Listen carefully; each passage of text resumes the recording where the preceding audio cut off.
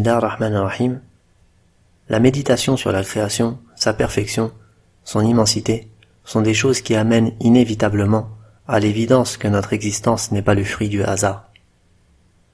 Une fois admis que le hasard n'a pas sa place dans cette création, et que celle-ci possède forcément un créateur qui a agencé toute chose avec harmonie et sagesse, est-il raisonnable de prétendre qu'il nous a créés sans but ni objectif?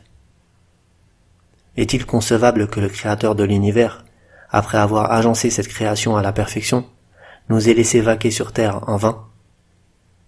La sagesse et l'harmonie que nous observons en nous-mêmes et dans toute chose n'impliquent-elles pas que notre créateur veuille de nous quelque chose? Allah nous dit dans son noble livre: Pensiez-vous que nous vous avions créé en vain, et que vous ne seriez jamais ramenés à nous? Et il dit: Nous n'avons pas créé les cieux, la terre et tout ce qui se trouve entre eux par jeu. Nous ne les avons créés que pour une juste raison, ce qui échappe à la plupart d'entre eux.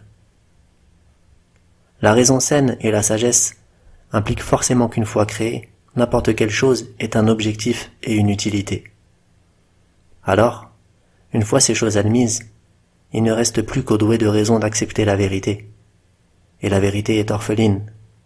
Notre Créateur nous a créés afin de l'adorer, de nous orienter vers lui, de lui vouer un culte exclusif.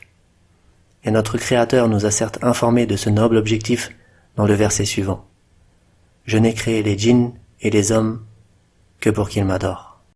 وَمَا خَلَقْتُ الْجِنَّ وَالْإِنسَ إِلَّا لِيَعْبُدُونِ